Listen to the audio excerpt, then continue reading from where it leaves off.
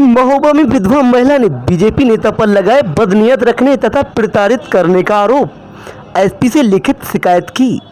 महोबा में बीजेपी के जिला मीडिया प्रभारी पर एक विधवा महिला ने बदनीयत रखने और उसके बच्चों को प्रताड़ित करने का गंभीर आरोप लगाया है।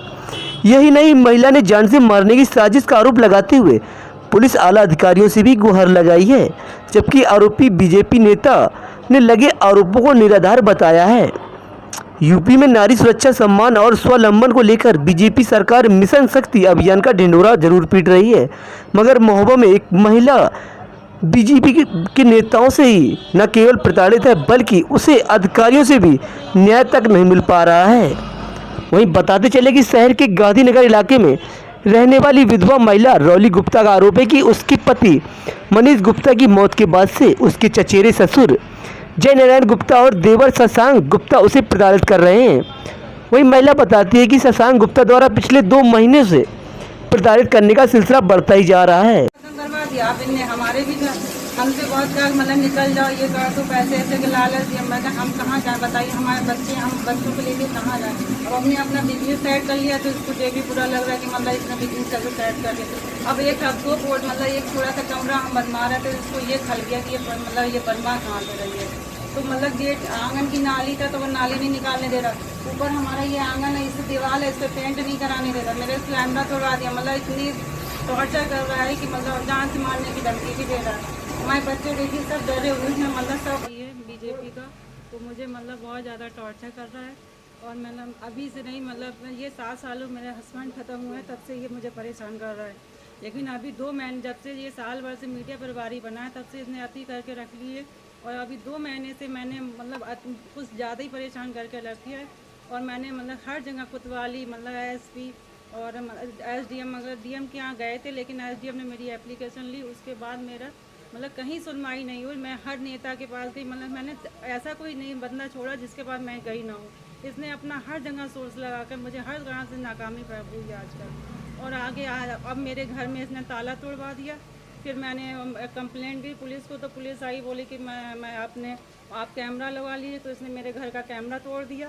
फिर ऊपर से आके मुझे मतलब गंदी गंदी हरकतें, मेरा पेंट नहीं होने दे रहा, मेरे घर की नाली है वो मेरा नहीं करवाने दे रहा। कहता है मेरा कब्जा है, तो मैं मीडिया पर आ रही हूँ तो मैं कुछ भी कर सकता हूँ, मैं तुझे आजकल मुझे मतलब धमकी दे रहा है। मेरे बच्चे डरे हुए हैं सारे। बताइए मैं मतलब मैं तुम्हें जान से मार दूंगा, मतलब अगर तुमने बाहर कुछ कहा तो।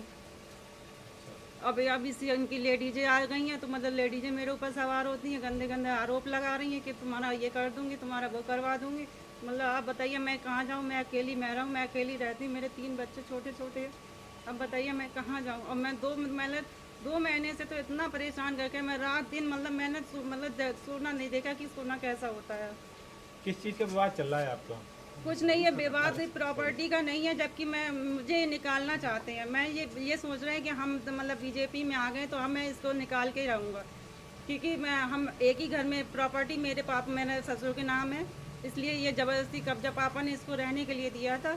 तो ये सोचा कि मतलब हस्बैंड को इसी ने ख़त्म करवाया है, उसको मूड का असर करवाया था, तो उसके मेरे पास कोई सबूत नहीं है। लेकिन मैंने सब जगह पता लगाया, तो उसके बाद मेरे हस्बैंड मेरे मूड से ख़त्म हुए थे कि इन्हें मूड का असर। और हमारी पार्टी भारतीय जनता पार्टी को बदनाम करने के लिए एक रची गढ़ी साजिश है। हमारी चचेरी भाभी रौली गुप्ता जी ये जो है हमारे माँ बाप को पिछले 7 सालों से प्रताड़ित करती आ रही हैं। मेरे पिताजी ब्लड प्रेशर के और डायबिटीज़ के पेशेंट हैं, उन्हें गंदी गंदी निकलते चलते गालियाँ देती हैं, कहीं बुढ़ा कहती हैं, कहीं बुढ़िया कहती हैं। इस तरह से हम लोग उनसे कई सालों से प्रताड़ित होते चले आ रहे हैं।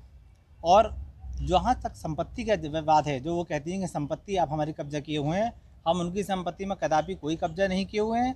ये हमारा पैतृक मकान है। हम लोग जो है यहाँ पर पिछले 70 सालों से मेरे पिताजी मेरे बाबा के समय से रहते आ रहे हैं, और ये हमारा संयुक्त हिंदू परिवार की संपत्ति के अंतर्गत हम यहाँ पर निवास कर रहे हैं।